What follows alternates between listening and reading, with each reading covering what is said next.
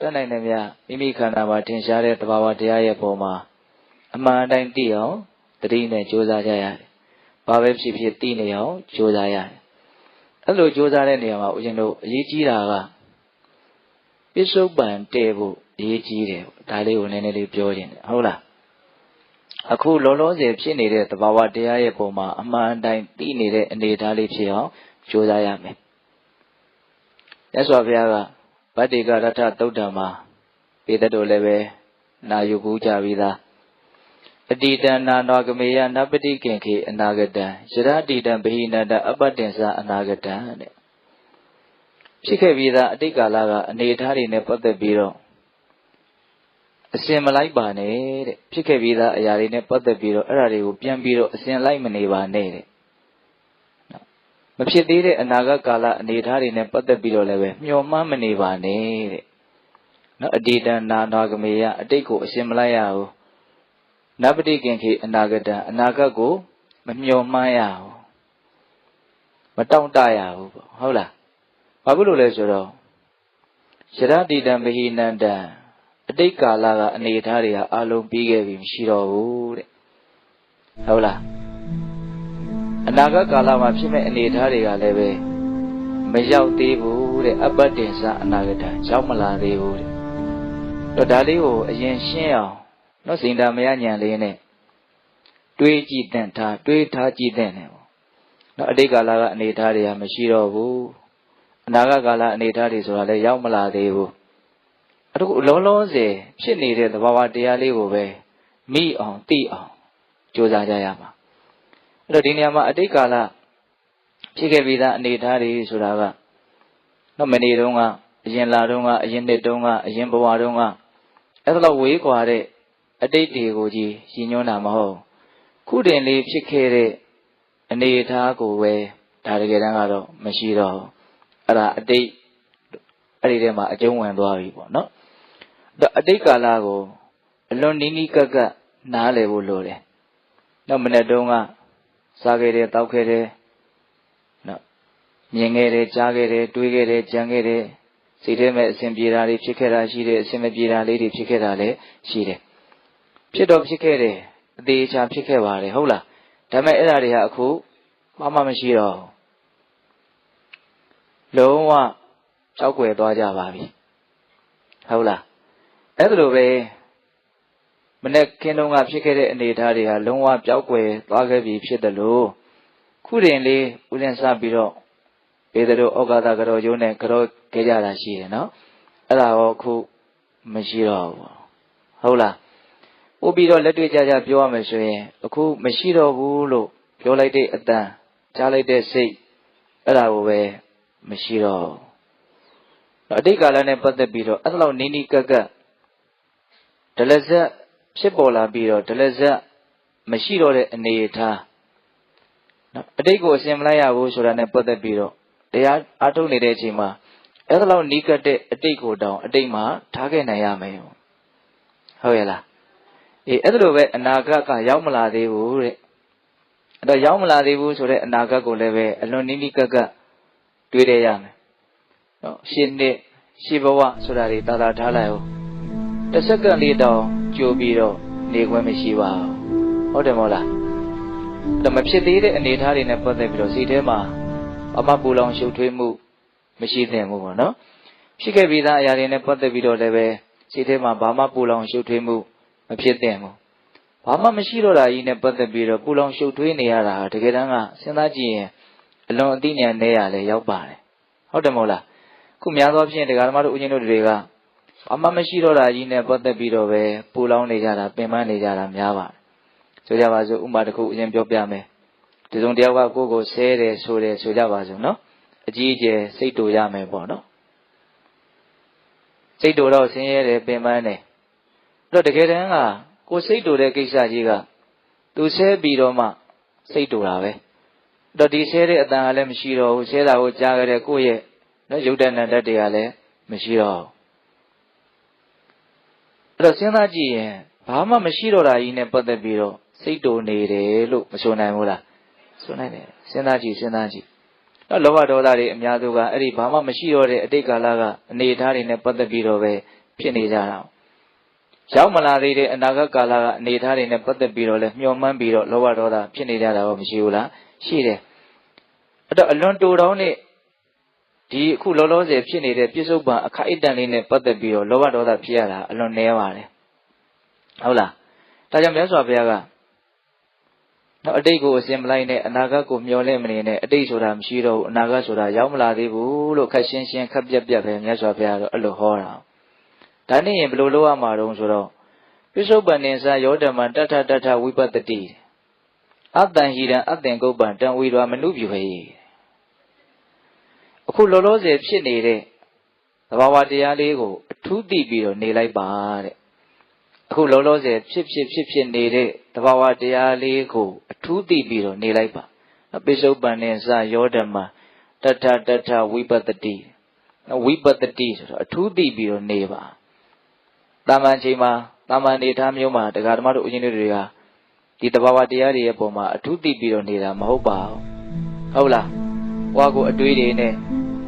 အပုံဖော်ပြီးတော့မာရွယ်မှုတွေနဲ့ပဲနေကြတာပါဖြစ်နေတာကိုဖြစ်နေတဲ့အတိုင်းလေးအပူလုံးမလုပ်ဖဲနဲ့ဖြည့်ဆွဲချက်မလုပ်ဖဲနဲ့နှုတ်ပယ်ချက်မလုပ်ဖဲနဲ့အမှန်ကန်သိပြီးတော့နေတဲ့အနေထားမဟုတ်ပါဘူးဟုတ်လားခုတရားထုတ်တယ်ဆိုတာကြတော့အဲ့လိုမျိုးမှားယွင်းမှုတွေမှာနေတဲ့အနေထားကနေယုံထွက်ပြီးတော့ပံကန်တဲ့သဘာဝတရားပေါ်မှာမှန်မှန်ကန်ကန်သိပြီးတော့နေတာအရင်ကြီးမခွာချဘူးလားခွာချတယ်အဲ့လိုပြစ္ဆုတ်ပံဆိုတာလေးကလည်းပဲပေတတို့တတိစိတ်ရင်စိတ်တလောက်အလွန်မှတူတောင်းနေဆိုတာကိုသိနိုင်တယ်ပေါ့နော်ဆိုကြပါစို့ဒီဝင်လေထွက်လေရဲ့ထိမှုသဘောအပေါ်မှာသိနေတဲ့အနေထားလေးနဲ့ပဲကပ်ပြီးတော့ဦးဇင်းတို့ပြောကြည့်မယ်နော်ဝင်လေလေးဝင်လာတယ်ထိမှုသဘောလေးတွေဒလဇက်မဖြစ်ဘူးလားနော်ထွက်လေလေးထွက်တာတော့လည်းပဲထိမှုသဘောတွေဒလဇက်ဖြစ်ပေါ်နေတာမတွေ့ရဘူးလားတွေ့ရတယ်နော်အဲ့ဒီထိမှုလေးတွေကစပြီးတော့အထုတ်ခါသားမှာတော့ဝင်လေတစ်ခုတွင်းမှာထိမှုဟာတစ်ခုတည်းလို့ထင်ရတယ်ထွက်လေတစ်ခုတွင်းမှာလည်းပဲထိမှုဟာတစ်ခုတည်းလို့ထင်ရတယ်ဒါပေမဲ့တကယ်စိတ်ဆိုင်ပြီးတော့နော်တတိကိုစင်စစ်မပြတ်ဖြစ်အောင်မလွတ်အောင်ဒီအာယုံကိုတကယ်တတိထားပြီးတော့နေမယ်ဆိုလို့ရှိရင်ဝင်လေတစ်ခုတွင်းမှာဖြစ်တဲ့ထိမှုဟာတစ်ခုတည်းမဟုတ်ဘူးဆိုတာကိုသိရတယ်ထိမှုသဘောလေးတွေတစ်ခုပြီးတစ်ခုစင်စစ်မပြတ်မြောင်များစွာဖြစ်ပေါ်သွားတာဘလောက်မြောင်များစွာဖြစ်ပေါ်သွားတာကိုသိနိုင်တယ်လေဆိုတာကတော့ကိုယ့်ရဲ့တတိဝရိယပေါ်မှာမူတည်တယ်ပေါ့ဒီရင်ခုပြောတဲ့စကားလေးတွေကိုဒီထိမှုကိုအာယုံပြုရင်းနဲ့နားထောင်ကြည့်ရင်ပို့ပြီးတော့ရှင်းမယ်ပေါ့နော်ထိမှုလေးတွေအဲ့လိုပဲထွက်လေရဲ့ထိမှုတဘာဝစကနဦးမှာကတော့နော်ထွက်လေတစ်ခုတွင်းမှာဖြစ်တဲ့ထိမှုဟာတစ်ခုတည်းလို့ထင်ရတယ်ဒါပေမဲ့လို့တတိများလာတာနဲ့တတိထားတာကျွမ်းကျင်လာတာနဲ့အမျှဒီထိနေတဲ့သဘာဝတရားလေးတွေဟာတစ်ခုတည်းမဟုတ်ဘူးထိမှုအတွင်းမှာပဲနော်အနည်းဆုံးနှစ်ခါသုံးခါလောက်တော့ပိုင်းဖြတ်ပြီးတော့တချို့မြင်နိုင်မယ်ထင်ပါတယ်နော်စောက်ထွက်သွားတော့ထိတဲ့သဘောလေးဟုတ်လားအဲ့ဒါလေးကအလေလောက်မှတစ်ခါထိနေတယ်နောက်ပြီးတော့ထိမှုလေးအပြီးသက်လေးဖြစ်သွားတယ်တတိစိတ်ရင်စိတ်တလောက်အဲ့ဒီဝင်လေးတစ်ခုအတွင်းထွက်လေးတစ်ခုအတွင်းမှာဖြစ်တဲ့ထိမှုလေးတွေဟာနော်ဒလဇက်တတိပြီးတတိကျိန်ဖန်များစွာဖြစ်ပေါ်သွားတယ်ဆိုတာကိုသိနိုင်တယ်ဟုတ်လားအဲ့တော့ဦးဇင်းတို့ပြစ္ဆုတ်ပံဆိုတာလေးကိုပြောတဲ့နေရာမှာစအထုတ်ခါသာကတော့တော့ဝင်လေကိုတီးလိုက်ဝင်လေကြောင့်ထိမှုကိုတီးလိုက်တယ်ဒါပြစ္ဆုတ်ပံနော်ထွက်လေကြောင့်ထိသွားတဲ့ထိမှုကိုတီးလိုက်တယ်ဒါပြစ္ဆုတ်ပံလေးကိုတီးတယ်ပေါ့နော်ပြစ္ဆုတ်ပံမှာဖြစ်နေတဲ့ယုံနာကိုတီးတယ်အဲ့တတိများလာတဲ့အခါကျတော့တတိအစိတ်လာတဲ့အခါကျတော့ဒီဝင်လေတစ်ခုတွင်းမှာဖြစ်တဲ့ထိမှုမှာကိုပဲတတိပြီးတတိဆိုတော့အရင်တတိကမရှိတော့မှနောက်တတိဖြစ်လာတာပဲလေဟုတ်တယ်မို့လားအဲ့ဒီတတိမရှိတော့မှနောက်တတိဖြစ်လာတာပဲအဲ့တော့ဒီဝင်လေတစ်ခုတွင်းမှာဖြစ်တဲ့ထိမှုကိုကစအတိတ်အနာဂတ်ပြစ္ဆုတ်ပံဆိုတဲ့ဒီကာလသုံးပါးကိုပိုင်းခြားကြည့်မယ်ဆိုလို့ရှိရင်တော့ဖြစ်သွားတယ်မရှိတော့ဘူးနောက်ထပ်တစ်ထပ်ဖြစ်ပြန်တယ်အဲ့ဒါလည်းမရှိတော့ဘူးဟောဒီလိုနဲ့သွားနေတာအဲ့တော့ပြစ္ဆုတ်ပံလေးတွေကိုဘလောက်ထိကိုဟာနော်ပိုင်းဖြတ်ပြီးတော့ပိုင်းခြားပြီးတော့မြင်နိုင်မလဲဆိုတာလေးကကိုယ့်ရဲ့တတိဘလောက်ထားနိုင်မလဲဆိုတာပေါ်မှာမူတည်တယ်ဒါကြောင့်တတိကိုသာကိုကစင်စမပြတ်ဖြစ်အောင်ကြိုးစားဟုတ်လားသိတရားရှိတာသူ့လိုသိလာလိမ့်မယ်ပေါ့နော်ကိုယ်သတိထားမယ်ဆိုရင်အဲ့ဒီကိုယ်သတိထားတွေနဲ့အရာနဲ့ပတ်သက်ပြီးတော့ ဘာမှမသိတဲ့အကြောင်းမရှိဘူးသူ့တဘာဝကိုတိကိုတိမှာဟုတ်လားဒါပေမဲ့ကိုကတော့နော်တခြားဘာကိုမှမမျှော်လင့်မဲနဲ့ရကျင်တဲ့စိတ်တွေမဖြစ်ဘဲနဲ့ဒီတတိလေးကိုသာဆက်ဆက်မပြတ်ဖြစ်နေအောင်တိနေအောင်ပဲငါကြိုးစားမယ်ဒါလိုက်တိနေအောင်ကြိုးစားမယ်ဒီတဘာဝလေးကိုဟုတ်လားအဲ့လိုကိုကစိတ်ဆိုင်ပြီးတော့လုပ်မယ်ဆိုလို့ရှိရင်ဒီထိမှုသဘောလေးတွေဟာတတိပြီးတတိကျိန်ပါများစွာဖြစ်နေတာပါလားဆိုတာကိုသိနိုင်တယ်ဟုတ်လားဖြစ်တာတွေကိုအတိစိတ်တလောက်ဖြစ်တယ်ဆိုတာကအရင်ဟာမရှိတော့မှနောက်ဟာတစ်ခုကထပ်ဖြစ်လို့ရတာဟုတ်လားအဲ့လိုဆိုလို့ရှိရင်ဖြစ်တာကိုသိရင်သိသလောက်အရင်ဖြစ်သွားတာတွေရဲ့မရှိတော့တဲ့သဘောကိုလည်းပဲသိနိုင်တာပဲတော့ပေါ့ရဲ့လားအဲ့တော့ဦးဇင်းတို့ဒီနေရာမှာဒီယုတ်တဏ္ဍတ္တရဲ့စင်ဆက်မပြတ်ဖြစ်ပေါ်နေတဲ့ဟန်တဘာဝကိုစာတဲ့ကမြတ်စွာဘုရားဘယ်လိုဟောပြထားတုံးဆိုတော့ဒီပါဇာလာဝိယနော်စီမီတောက်ကလေးများတောင်းနေသလိုလို့မြတ်စွာဘုရားဥမာပေးတယ်နော်စီမီတောက်ဆိုလို့ရှိရင်ဒီခေတ်ကနေနည်းနည်းပြောရတာနည်းနည်းခက်သွားတယ်ဖျောင်းနိုင်မီလေးနဲ့ဥမာပေးရင်ဒီခေတ်လူငယ်တွေအနေနဲ့ပို့ပြီးတော့နားလည်နိုင်မယ်ပေါ့နော်ဆိုကြပါစို့ဖျောင်းနိုင်လေးတဲ့တိုင်းထွန်းထားတယ်ထွန်းလိုက်တဲ့ကစားမီးဟာလုံးဝဖျောင်းသားရောမီးစာရောမရှိတော့ဖျောင်းတန်ကြီးကုန်းသွားမှငြိမ်းသွားတယ်လို့မြင်ရင်ဒီအမြင်ကသိတန်ဖို့မရှိဘူးဟုတ်လားစထွန်းလိုက်တဲ့ကစားတောက်နေတဲ့မီးဟာလုံးဝဖျောင်းတန်ကြီးကုန်းသွားမှငြိမ်းသွားတယ်လို့မြင်ရင်ဒီအမြင်ကဘာမှထူးခြားမှုမရှိဘူးဟုတ်လားဒါကတော့လူတိုင်းသိနိုင်တယ်နော်တကယ်တမ်းကဒီမီးတော့လေးညှိလိုက်တဲ့ကစားပြီးတော့ကျိန်ဖန်များစွာသေလိုက်တောက်လိုက်သေလိုက်တောက်လိုက်ဖြစ်နေတယ်ဆိုတာကိုမြင်ရမယ်အဲ့ဒါကပဂရိမျက်စိနဲ့တော့ဒါကိုပိုင်းဖြတ်ပြီးတော့မြင်ဖို့မလွယ်ဘူးသူကဉာဏ်နဲ့ပဲသူ့ကိုမြင်လို့ရတယ်ဉာဏ်နဲ့တော့သိလို့ရတယ်အမီးတော့ဟာတစ်ခုတည်းမဟုတ်ဘူးဆိုတာတကယ်တမ်းကဉာဏ်နဲ့စဉ်းစားကြည့်ရင်အလွန်ရှင်းတယ်ဆိုကြပါစို့ပြောင်းတိုင်းလေးစထွန်းလိုက်တယ်ပြီးတော့လေးတောက်လာတယ်နော်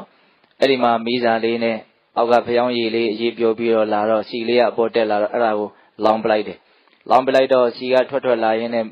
ဘာဖြစ်သွားတော့ဖျောင်းသားလေးကတိုးလိုက်တယ်ပေါ့နော်မီးစာလေးကလည်းလောင်မီးသားလေးကပြာဖြစ်တော့ပြာတော့ဘယ်လွင့်သွားမှတော့မသိဘူးဘယ်နာသွားရှာမှတော့မသိဘူးဟုတ်လားဆက်လောင်သွားတယ်အဲ့မီးစီနဲ့မီးစာနဲ့ဟာအမြဲတမ်းဘာဖြစ်တော့ကုံလိုက်တယ်ပေါ့အမြဲတမ်းစီအစ်စ်မီးစာအစ်စ်ကိုမီးဟာလောင်ရတယ်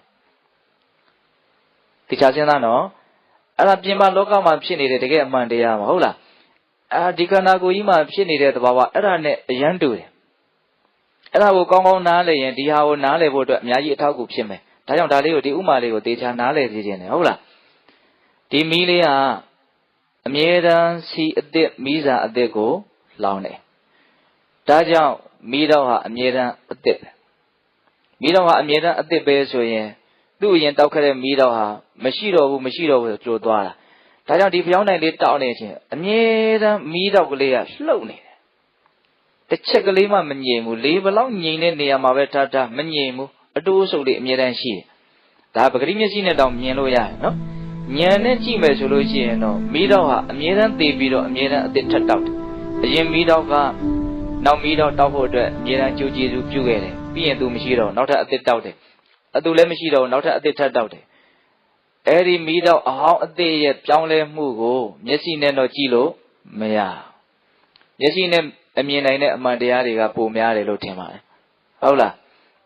အဲ့တော့ဦးဇင်းတို့ငိမ့်ကနေလက်တစ်လောက်အလိုတောက်နေတဲ့မီးတောက်လေးဆိုရင်ပြောရတာတော်တော်ကောင်းသွားပြီစတောက်ခဲ့တဲ့မီးတောက်နဲ့တခြားစီပဲဆိုတာပြောရတာအလွန်လွယ်သွားပြီဘောဆိုအဲ့ဒီတုန်းကမီးစာနဲ့ဖျောင်းရည်ကမရှိတော့ဘူးလေအခုတောက်နေတာကနောက်ထပ်ဖျောင်းရည်အစ်စ်နဲ့မီးစာအစ်စ်နဲ့တောက်နေတာကိုအဲ့မီးစာနဲ့ဖျောင်းရည်ကအစ်စ်ဆိုရင်မီးတောက်ကလည်းအစ်စ်ပဲပေါ့ဟုတ်တယ်မဟုတ်လားဒီကိုမီးတော့အဟောင်းကြီးမဟုတ်ဘူးဟုတ်လားဒါကြောင့်အဟောင်းအသစ်အမြဲတမ်းပြောင်းနေတယ်ဆိုတာကိုနားလည်ရမှာဘဝခန္ဓာဖြစ်နေဆိုအဲ့တိုင်းဖြစ်နေတာနော်ကိုဘဝဖျောင်းနိုင်လေးတစ်ချောင်းဆိုရင်ကိုကအခုဘယ်အနေထားလောက်ကိုတောင်းနေတယ်လဲဆိုတာစဉ်းစားကြည့်အသက်80 80လောက်ဆိုရင်တော့အဲ့ဒါလက်တစ်တစ်လောက်တောင်ရှိတယ်မှရှိတော့ဒါပေမဲ့ဒါလည်းပဲကိုဘဝဖျောင်းနိုင်ကဘယ်လောက်ရှိမလဲဆိုတာတော့ကံတိကံမဇုမပြောလို့မရဘူးအဲ့တော့တချို့ကမွေးတဲ့ကောစားလက်တစ်လောက်ပါလာရင်အဲ့ဒါ10နှစ်လောက်နဲ့တေးသွားရော15နှစ်လောက်နဲ့တေးသွားရောဟုတ်တယ်မဟုတ်လားအဲ့တော့တေးကြတာကတော့အခုရှင်သန်နေတဲ့ဒီအနေထားလေးကဖျောင်းနိုင်ပြီးတော့လေးတောင်းနေတယ်လို့ပဲဟုတ်လားမနေ့တုန်းက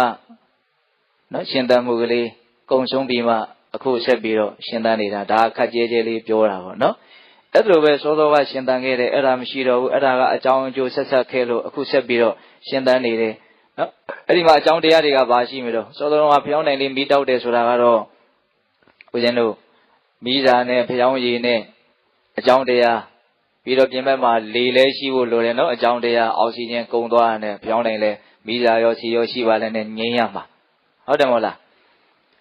ဖျောင်းရည်လဲရှိတယ်မီးစာလဲရှိတယ်ပြင်ဘက်ကလေလဲရှိတယ်ဟုတ်လားအဲ့ဒီတော့အကြောင်းတရားလေးတွေစုံနေတော့မီးတောက်ကဆင်ဆက်မပြတ်ဆက်ပြီးတော့တောက်နေတယ်ခုကျုပ်တို့ရှင်သန်မှုမီးတောက်ကလေးဒီမှာတောက်နေတယ်ပေါ့နော်မသေးသေးဘူးအမေမွေးတွေကစားအခုချိန်ထိရှင်းနေတယ်မီးတောက်ကလေးမသေးသေးဘူးပေါ့နော်ဘာလို့မသေးသေးတာဆိုတော့အကြောင်းတွေစုံနေသေးလို့အကြောင်းတရားတွေစုံနေတယ်မီးတောက်ကမသေးသေးဘူးအကြောင်းတရားတွေကဘာတွေတော့ကံစိတ်ဥဒ္ဓအာဟာရအဲ့ဒီမှာအထင်ရှားဆုံးကအာဟာရဆိုတဲ့အကြောင်းတရားပဲတနေ့နှစ်ခါသုံးခါလောက်ဒီထဲကိုထည့်ပေးနေရတယ်အာဟာရဓာတ်စီပေါ့နော်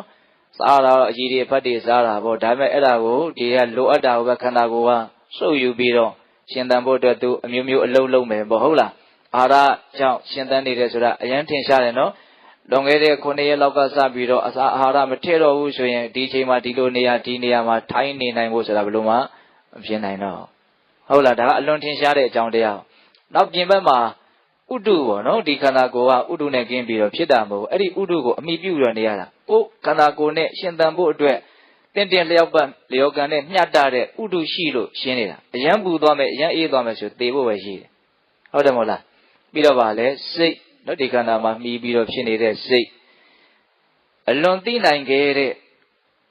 မြင်ဖို့လည်းပဲအလွန်ခက်တဲ့ဒါပေမဲ့အလွန်အားကြီးတဲ့အကြောင်းတရားကတော့ဘာလို့ဆိုတော့ကံပဲသူကတော့ဒီကံကဘလို့ထောက်ပံ့နေတယ်လဲဆိုတာတာမန်ဉာဏ်နဲ့သိဖို့မလွယ်ဘူးနော်လူတယောက်ရှင်သန်ဖို့အတွက်ကံကဘလို့ထောက်ပံ့နေတယ်လဲဆိုတာသိဖို့သိမလွယ်ဘူးနော်ဒါပေမဲ့လို့သူကအားကြီးဆုံးပဲသူရုပ်သိမ်းတာနဲ့အခုရုပ်သိမ်းရင်အခုသိရမယ်နော်အာဟာရကမှစားတာလေးကတော်တော်ကြာကြာထောက်ပံ့နေအောင်ပါနော်ကံကတော့ဒီသမင်းလိုလေးစားတယ်မြောက်ခွင့်ပဲပေးမယ်လက်အောင်အောက်ပြန်ပြီးတော့ချဝင်ပြီးဆိုမြောက်နေတော့ပဲတန်းတန်းသေးသွားမှာဗျနော်သွားနေတော့ပဲကံကုန်မယ်ဆိုရင်သွားနေတော့မတက်ကြီးသေးမှာဗျသူကဘာမှကိုသူကအတိုးလျှော့လှုပ်လို့မရဘူးအရင်တိကြရနော်ကံရဲ့စွမ်းအင်ကြောင့်ရှင်သန်နေတဲ့အနေအထားတွေကိုနားလည်ဖို့လိုတယ်ဟုတ်လားကံကုန်ပြီဆိုရင်ကုန်တဲ့ချိန်သေးမှာပဲအဲ့တော့ပြောရင်တာကဘဝဆိုတာဘာလဲဆိုတော့နော်စီမီတောက်လေးတောက်နေတယ်လို့ဖျောင်းနိုင်လေးတိုင်းတောင်းနေတယ်လို့ပဲဒါကိုကိုကမှန်မှန်ကန်ကန်သိအောင်တတိနဲ့အမြဲတမ်းဘာလို့တော့သိနေအောင်ကြိုးစားတယ်အဲ့ဒါဆိုရင်သူ့ရဲ့သဘာဝကိုမသိဘဲနေမလားမနေဘူးဟုတ်လားဒလစံဖြစ်နေတာကိုသာသိအောင်လုပ်တော့ဝင်လေထွက်လေထိမှုသဘောလေးတစ်ခုတည်းကိုသာသိခိုင်းတာမဟုတ်ဘူးနော်တော့ကျန်တဲ့ခန္ဓာကိုယ်မှာဖြစ်ပေါ်နေတဲ့သဘာဝတရားအများကြီးမရှိဘူးလားရှိရနော်အခုတိုင်းနေတယ်ဆိုလို့ရှိရင်နော်အရန်ထင်ရှားတာပဲအောက်မှာဝင်လေထွက်လေထိမှုတဲ့တောင်ပို့ပြီးတော့မထင်ရှားဘူးလားထင်ရှားတယ်အာပြုတ်လိုက်တဲ့နဲ့တန်းပြီးတော့သိတာပဲအဲ့ဒါတွေကိုသိနေရင်လည်းရှားတာပါပဲဒါပေမဲ့လို့ထိုင်နေတဲ့အချိန်လေးမှာတော့ပို့ပြီးတော့လုံလဝါယမစိုက်ထုတ်ပြီးတော့ဒီထိတဲ့သဘောဝင်လေထွက်လေရဲ့ထိမဲ့သဘောလေးကိုပဲဘလောက်နူးညံ့ဘလောက်သိမ့်ပွေ့ဒါလေးကိုပဲတခါတည်းကပ်ပြီးတော့သိနေအောင်ကြကုတ်ကြခဲကြိုးစားမယ်ဆိုတဲ့စိတ်နဲ့ကြိုးစားသိခြင်းဟုတ်လားကျန်တဲ့အချိန်တွေမှာတော့ဒါဦးဇင်းတို့မနေ့ကလည်းပြောခဲ့ပါတယ်ထင်ရှားတဲ့ဘယ်သဘာဝတရားရဲ့ပုံမှာမဆိုသတိရှိနေဖို့အရေးကြီးဆုံးပဲခန္ဓာကိုယ်ကြီးဘလို့အနေထားနဲ့နေတယ်ဆိုတာသိအရေးမပါပါဘူးဟုတ်လားသူသွားသည်ဖြစ်စေရက်သည်ဖြစ်စေထိုင်သည်ဖြစ်စေဘလို့အနေထားပဲဖြစ်နေကိုယ့်ရဲ့တတိကဒီမှာဖြစ်နေတဲ့သဘာဝအပေါ်မှာရှိနေဖို့ပဲသဘောပေါက်လားဗျာဘလို့အနေထားနဲ့ပဲဖြစ်ဖြစ်တတိထားမယ်ဆိုရင်ထားလို့မရဘူးလားရတယ်နော်ဒါကြောင့်တရားအထုတ်တယ်ဆိုတာတတိအစဉ်စမပြတ်ဖြစ်အောင်လုံးနေတာကိုပြောတာဒါကြောင့်မြတ်စွာဘုရားသွားရင်းနဲ့တောင်အထုတ်လို့ရတယ်ဆိုမှတော့နော်ဣရိယာပုအနေထားကအဓိကမဟုတ်ဘူးဆိုတာမထင်ရှားဘူးလားထင်ရှားတယ်ဒါပေမဲ့မထိုင်ရဘူးလို့ဆိုလိုတာမဟုတ်ဘူးနော်ထိုင်နေတာလေးကအလွန်ငြိမ်ပြီးတော့အလွန်ကြာအောင်သူအထုတ်လို့ရတဲ့အတွက်ကြောင့်နော်တရားတွေကအစွန်းမရောက်ဖို့လိုတယ်ထိုင်ဖို့မလိုဘူးလို့ပြောနေတာမဟုတ်ဘူးနော်ထိုင်တဲ့အချိန်မှာလည်းတကယ်ထိထိရောက်ရောက်သိခံပြီးတော့တုံတန်ရုံဝေဒနာတွေကိုသိခံပြီးတော့နော်သိအောင်လုပ်မယ်ဆိုတဲ့စိတ်နဲ့တကယ်ကြိုးစားရမယ်အဲ့ဒါတွေကိုလည်းပြီးတော့ဦးဇင်းတို့ပြောမှာပါဟုတ်လားနောက်အချိန်တွေမှာပြောမှာပါအခုလောလောဆယ်တော့ဒီထိုင်နေတဲ့အချိန်မှာဝင်လေထွက်လေရဲ့ထိမှုသဘောလေးကိုတတ်နိုင်တဲ့မြတ်သိအောင်မလုပ်မလို့ကြိုးစားပြီးတော့နေရအဲ့လိုဆိုရင်ဒီတတိရဲ့စွမ်းအင်ဒီတတိကိုစင်သက်မပြတ်ဖြစ်နေအောင်လုပ်နေတဲ့ဝရိယသူတို့အလုပ်လုပ်ကြတဲ့အခါမှာဒီခန္ဓာရဲ့သဘာဝအမှန်ကိုအမှန်တိုင်းသိတဲ့ပညာဆိုတာဘာလို့လာမလို့ဖြစ်ထွန်းလာမယ် ဟုတ်လားအဲ့ဒါကဘာလို့ဆိုတော့ဘာပဲဖြစ်လာတီးနေတာမြင်နေတာမရှိပါလားဆိုတဲ့အတိရောဟုတ်လားအဲ့ဒါကိုစားလို့ဘယ်လိုပြောမလို့အနေစာပေါ့နော်အဲ့ဒီအနေစာလေးကိုဒီခန္ဓာမှာဖြစ်နေတဲ့သဘာဝတရားရဲ့ပုံမှာသတိထားနေခြင်းအပြင်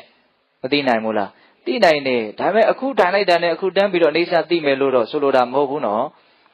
ဘယ်ကိစ္စမျိုးမဆိုအလေးချင်းဆိုတာလိုအပ်သေးတာကိုဟုတ်လားအဲ့တော့သတိထားမှများမှတဖြည်းဖြည်းနဲ့သဘောပေါက်လာမှသိဆန္ဒဆိုလို့တော့မရဟုတ်လားအဲ့လိုသတိကိုစဉ်ဆက်မပြတ်ထားမယ်ဆိုလို့ရှိရင်အိဋ္ဌသဘာဝကိုသိလာမယ်ဒီခန္ဓာရဲ့မတည်မြဲတဲ့သဘာဝအဲ့လိုသိလာလို့ရှိရင်အဲ့ဒီအတိကိုမြတ်စွာဘုရားကအလွန်တန်ရှင်းစင်ကြယ်တဲ့လမ်းကိုရှောက်နေတာအဲ့ဒီအတိဟာအလွန်တန်ဖိုးရှိတဲ့အတိလို့ဒီလိုဟောတယ်ပေတတို့ကြားဥပါတယ်သဗ္ဗေသင်္ခါရအနိစ္စယရာပညာယပတ္တိအထနိဗ္ဗေနတိဒုက္ခေဧတမကောဝိတုဒ္ဓိယသဗ္ဗေသင်္ခါရအနိစ္စအကြောင်းတရားတွေကြောင့်ဖြစ်ပေါ်နေတဲ့ဒီယုံ nant သဘာဝတရားတွေဟာတခုမှတည်နေတာမြင်နေတာမရှိဘူးတဲ့ယရာပညာယပတ္တိတဲ့နော်တတိနဲ့ဝိရိယနဲ့ကြိုးစားလာတဲ့အဲ့ဒီအခါမှာအဲ့ဒီမတည်မြဲတဲ့ယုံ nant တို့ရဲ့သဘာဝကိုမှန်မှန်ကန်ကန်ဉာဏ်ပညာနဲ့သိလာတယ်တဲ့သဗ္ဗေသင်္ခါရအနိစ္စယရာပညာယပတ္တိနော်သင်္ခါရတရားတွေကမတည်မြဲဘူးတတိနဲ့ဝိရိယနဲ့တကယ်ကြိုးစားရင်အဲ့ဒီမတည်မြဲတဲ့သဘာဝကိုဉာဏ်ပညာနဲ့မဖြစ်တာတော့မှန်မှန်ကန်ကန်သိလာအဲ့လိုသိလာတဲ့အခါကျတော့အထနိဗ္ဗေနတိဒုက္ခေနော်ဆင်းရဲတဲ့အဲ့ဒီသဘာဝဖြစ်စဉ်ကြီးကိုညီးငွေတဲ့စိတ်ဆိုတာဖြစ်လာတယ်တဲ့ဒါကြီးကတစ်ခုဖြစ်လာတယ်မရှိတော့ပြန်ဘူးနောက်တစ်ခုဖြစ်လာပြန်တယ်မရှိတော့ပြန်ဘူးနောက်တစ်ခုဖြစ်လာတယ်မရှိတော့ပြန်ဘူးဒီလိုနဲ့ပဲလာခဲ့တာဒီလိုပဲဆက်ပြီးတော့သွားအောင်ပါပြစ္ဆုတ်ပန်ရဲ့အနေထားမှန်ကိုသိရင်အတိတ်ကဖြစ်ခဲ့တဲ့အနေထားကိုလည်းသိနိုင်တယ်ငကိုတုံးကလည်းဒါမျိုးကြီးဖြစ်ခဲ့တာကိုနောက်မှလည်းပဲဒါမျိုးကြီးဆက်ဖြစ်အောင်ပါကိုပုံမှန်အဖြစ်ဆိုရင်တော့တာမန်အဖြစ်ဆိုရင်တော့ဒကာဓမ္မတို့ဦးဇင်းတို့ကအနာဂတ်ရေးကိုအများကြီးတွေးရတဲ့အခါမှာအမျိုးမျိုးပုံဖော်တွေးတာပေါ့ဘာကြီးဖြစ်လာရင်တော့ကောင်းမှာဘလို့တွေညာလို့တွေကိုယ့်ဟာကိုယ်ပုံနေအမျိုးမျိုးဖော်တာနော်ဒီအနိစ္စကိုသိတဲ့အချိန်မှာတော့အနာဂတ်ကိုသူဘလို့မြင်တော့ဒီလိုအနိစ္စတွေပဲဆက်ဖြစ်မဲ့အရာတွေပဲလို့သူမြင်မယ်အတိတ်ကိုဘလို့မြင်မှာတော့ဒီလိုအနိစ္စတွေဖြစ်ခဲ့တာပဲလို့သူမြင်မယ်မကွာခြားဘူးလားကွာခြားတယ်နော်အဲ့ဒါလိုမျိုးအတိတ်တုန်းကဖြစ်ခဲ့တာလည်းအနိစ္စပဲအခုဖြစ်နေတာလည်းအိဋ္ဌပဲနောင်ဖြစ်ဦးမှာလည်းအိဋ္ဌပဲ။ကဲဘယ်နာမှာကောင်းတာရှိလေလို့သူ့ဉာဏ်ထဲမှာကောင်းတာရှာလို့မရမကောင်းဘူးဆိုတာဒုက္ခကိုပြောတာ။နောက်ဒါနိဗ္ဗေနတိဒုက္ခေအဲ့ဒါလို့အိဋ္ဌကိုမြင်လာတဲ့အခါမှာဒီမကောင်းတဲ့ဒုက္ခတရားကြီးရဲ့အပေါ်မှာ तू ကဘာဖြစ်လာတော့ညှင်းဝေးလာတယ်တဲ့။ညှင်းဝေးတဲ့စိတ်တွေရကျင်လိုက်တာဆိုလို့ဆွေုံမြတ်နေတော့ရမှာမဟုတ်ဘူးပေါ့နော်။သူဒါကသဘာဝတရားတွေသူ့အကြောင်းအကျိုးနဲ့သူဆက်သွားမှာ။တတိထားမှအမှန်တိုင်းမြင်မယ်အမှန်တိုင်းမြင်မှများမှညီငွေတဲ့စိတ်ဆိုတာရနိုင်တယ်ဟုတ်လားအဲ့လိုမျိုးအမှန်မြင်ပြီးတော့ညီငွေပြီဆိုရင်ဧတမကောဝိတုဒ္ဓိယအဲ့ဒီလမ်းစဉ်ဟာနိဗ္ဗာန်ရောက်ကြောင်းလမ်းစဉ်ဖြစ်တယ်စိတ်သက်စင်ကြယ်ရေးအတွက်လမ်းစဉ်ဖြစ်တယ်ဒုက္ခငြိမ်းမဲ့လမ်းကိုရှောင်နေတာလည်းဖြစ်တယ်လို့ဧတမကောဝိတုဒ္ဓိယဝိတုဒ္ဓိဆိုတာနိဗ္ဗာန်ကိုပြောတာစင်ကြယ်တယ်ဆိုတဲ့အဓိပ္ပာယ်ပေါ့နော်အဲ့ဒီလမ်းကြီးကရှောင်လမ်းပဲဆိုရင်တေချာပေါ့အဲ့ဒီလိုစင်ကြယ်သွားလိမ့်မယ်စင်ကြယ်တယ်ဆိုတာလောဘဒေါသမောဟစိတ်ထဲမှာမဖြစ်တဲ့အနေအထားကိုပြောတာဟုတ်လားနိဗ္ဗာန်ချမ်းသာကိုပြောတာဟုတ်လားအဲ့တော့အဲ့ဒီစင်ကြယ်တဲ့နိဗ္ဗာန်ကိုရောက်ချင်တယ်ဆိုရင်အဲ့ဒီလမ်းကိုရှောင်ရမယ်တဲ့ဟုတ်လားအဲ့တော့ဦးဇင်းတို့အခြေခံစပြီးတော့ပြန်ပြောမယ်ဆိုလို့ရှိရင်ဒီခန္ဓာမှာဘာပဲဖြစ်နေတတ်နိုင်သမျှတတိလေးထားပြီးတော့နေရမယ်အဲ့လိုတတိဖြစ်ပေါ်ဖို့အတွက်ဝိရိယမပါလို့မရဘူးနော်ဝိရိယနဲ့တကယ်ကိုငါလုံးမယ်ဆိုတော့တတိကိုစင်စမပြတ်ဖြစ်အောင်ကြိုးစားဘာလေးမှလွတ်မသွားစေရဘူးဆိုပြီးတော့ကြိုးစားတတိများဖြစ်မှနော်တတိဖြစ်တာစိတ်မှဉာဏ်ပညာဖြစ်ပေါ်တာကိုမျှော်လင့်လို့ရမှာနော်တတိအဖြစ်မများဘူးတတိဖြစ်တာမစိတ်ဘူးဆိုရင်သိဉာဏ်ပညာဖြစ်တဲ့နေရာမှာမြန်ဆန်ဖြစ်လာမှာမဟုတ်လားဒါကြောင့်တတိနဲ့ဝိရိယနဲ့ကြိုးစားရတယ်ဆိုတာတတိဝိရိယဆိုတာဒါပဲဟုတ်လားတတိဝိရိယနဲ့ကြိုးစားတော့တိတဲ့တာကိုတိလာတာကိုဘာလို့ခေါ်တော့ပညာဟုတ်ရဲ့လားအဲ့တော့ကိုဘာလုံးနေတယ်လဲဆိုတာလေးကိုရှင်းလင်းနားလည်ဖို့လိုတယ်နော်ကိုဘာလုံးနေတာတော့ကိုဘဝကိုခန္ဓာရဲ့အကြောင်းကိုမှန်ကန်သိအောင်ကြိုးစားတာဟုတ်လားအဲ့တော့ဘဝခန္ဓာနဲ့ပတ်သက်ပြီးတော့မြတ်စွာဘုရားကနေတမနေသောဟာမသမိနာမေသောအတ္တဒါဟာငါဥစ္စာမဟုတ်ဘူးငါမဟုတ်ဘူးငါအတ္တမဟုတ်ဘူးလို့မှန်ကန်မြင်ရမယ်လို့မြတ်စွာဘုရားဟောတာတာမန်နေတဲ့အနေထားမှာအဲ့ဒီအမြင်မှန်ကိုတရားဓမ္မဦးဇင်းတို့မရနိုင်သေးပါဘူးဟုတ်လားဘလို့ထင်နေတော့ဧတမဧသောဟာမသမိဧသောမိအတ္တဒါငါပဲဒါငါဥစ္စာပဲဒါငါအတ္တပဲလို့ဒီလိုကိုအခိုင်အမာဆွဲထားတာဟုတ်လားအဲ့တော့ဒီမှားယွင်းမှုကြီးကိုဖြေနိုင်ဖို့အတွက်ဖြောင်းနိုင်ဖို့အတွက် အခုအလုံးလုံးနေကြတာဘာနဲ့ဖြေမှာတော့ဆိုရင်တော့ပညာနဲ့ဖြေရမှာအမှန်သိမှုနဲ့တိုးတော့အမှန်သိမှုကလည်းသူဘွားကနေဖြစ်လာတဲ့အမျိုးမဟုတ်ဘူးနောက်စဉ်ဆက်မပြတ်ဖြစ်ပေါ်နေတဲ့ဒီသဘာဝတရားရဲ့ပုံမှာတတိထားနေခြင်းအဖြစ်သာလေအမှန်သိတဲ့ပညာဆိုတာရနိုင်တာနားလည်မယ်ထင်ပါတယ်နော်လူငယ်တွေဟုတ်လားအေးဒါကြောင့်ဦးဇင်းတို့ပေးတဲ့ပေါင်းသူတော်ကောင်းတို့အလွန်မြင့်မြတ်တဲ့ဒီလုပ်ငန်းစဉ်ကြီးကိုအခုဒါကြိုးစားအထောက်နေရတယ်ဆိုပြီးတော့နော်ဝမ်းမြောက်ဝမ်းသာနော်ကြည်ကြည်နူးနူးအထောက်စေခြင်းနဲ့နော်အေးကျန်တဲ့ချိန်ဒီမှာလည်းငါကြိုးစားမယ်နော်ဘယ်ငါကြိုးစားသည်ဖြစ်စီမကြိုးစားသည်ဖြစ်စီအချိန်တွေကတော့ဒီလိုပုံမှန်ကုန်သွားတာပဲဒါပေမဲ့နောက်တစ်ချိန်မှပြန်တွေးလိုက်မယ်ဆိုရင်တော့ကြိုးစားခဲ့တဲ့ငါရဲ့အနေအထားကိုငါဟာပိုကျင့်တတ်မှုရလိမ့်မယ်မကြိုးစားခဲ့တဲ့ငါအနေအထားကိုငါကျင့်တတ်မှုရမှာမဟုတ်ဘူးဆိုတာလည်းကြိုတင်ပြီးတော့နားလည်ထားတဲ့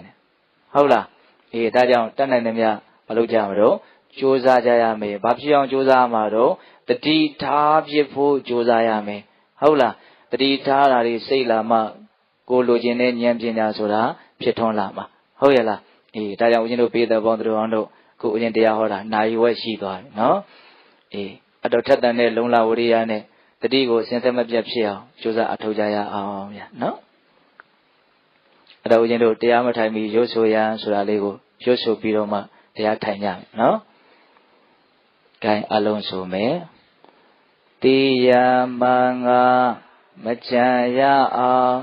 လုံးဝဆုံးလင်းအကုန်မြင်သဗ္ဗညံတော်အစွမ်းဒီတိတိတရားမြာပြ၌ဟောထားစပွဲဤသွဲသွဲကိုခြေလေဆုံးလင်းအကုန်မြင်သဗ္ဗညံတော်အစွမ်းဒီကျွတ်ထိုင်ကြပြီမြာဝေနေဤဣန္ဒြေစရိုက်သူအကြိုက်ကိုနိုင်ချိုးဆုံးလင်းအကုန်မြင်သဗ္ဗညံတော်အစွမ်းဒီဉာဏ်တော်စွမ်းပကဤသုံးပါးကြောင့်အမြဝေနေကျွလို့စီဖို့မနေမနာတတ်တော်အဖြစ်ကြီးမားလေပြီး80ပြည့်၍ပရိနိဗ္ဗာန်စံတိတိုင်အောင်တေယူဆောင်ဘုံကောင်းငါတို့ဖရာသည်ကိလေကင်းစင်ဒုစွာမြင်၍ကျင့်စဉ်ပြည့်စုံနိဗ္ဗာန်ဘုံကြွလောကကုန်သည်သူမရှိဆုံးမတတ်လူနတ်တို့เสีย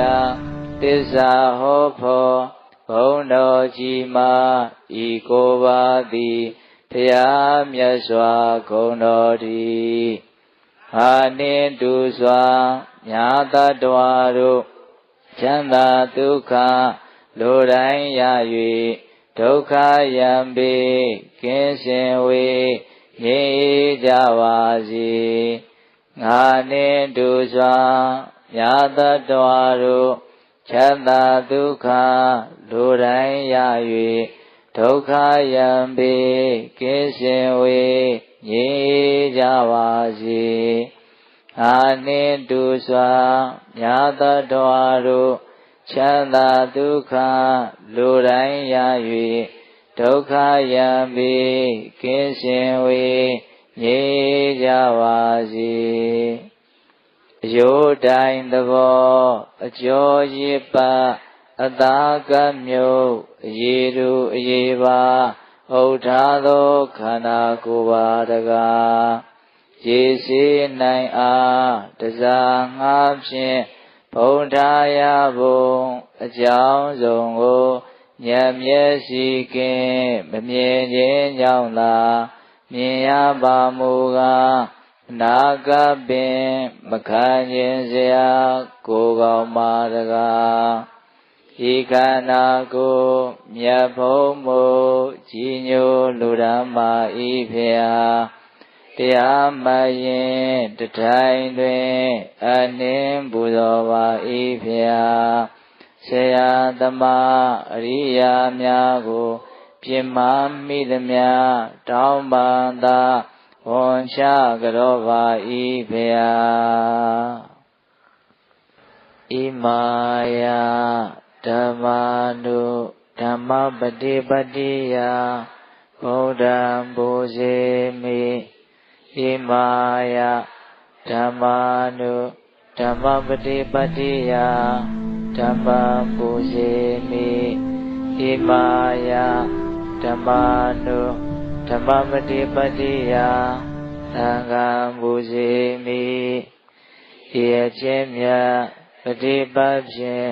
မြတ်စွာဘုရားအားပူဇော်ပါ၏ဖေဟာဤအချင်းမြတ်ပฏิပတ်ဖြင့်တရားတော်မြတ်အားပူဇော်ပါ၏ဖေဟာဤအချင်းမြတ်ပฏิပတ်ဖြင့်သံဃာတော်မြတ်အားပူဇော်ပါ၏ဖေဟာဣဒံမေပုည္ဏနိဗ္ဗာနတပိစယောဟောတုဒါနာသီလဘာဝနာဟုငါပြုသမျှမြာလာထိုးထိုးဤကုသိုလ်သည်မေဖို့နိဗ္ဗာန်ရောက်လွယ်ရန်အမြန်ကျေးဇူးပြုပါစေတည်းဣဒံပုည္ဏဘာကသဗ္ဗတတ္တနာပါစေမဖယားဆစွာအရိယာအပါသူတော်ကောင်းတို့နေထောင်အားရချီးမွမ်းကြသည်မြာလာထို့ထို့ဤကုသိုလ်ကိုမြင့်မိုးပကနိုင်မရသည်နန္ဒခိုင်ဝေဝေမိခင်နှင့်ဖခင်အပါဆရာသမားဘုရားကစားမြာလာရွှေညာနတ်မြမာတို့တတ္တဝါအပေါင်းရစေကြောင်းဟုကောင်းမှုရှိရနာပေးဝေပါသည်ညီညာအမြယူစေသောကုသိုလ်အမြယူတော်မူကြပါကုန်လောသာဓုသာဓုသာဓုကုသိုလ်အမြယူတော်မူကြပါကုန်လောသာဓုသာဓုသာဓုကုသိုလ်အမြယူတော်မူကြပါကုန်လော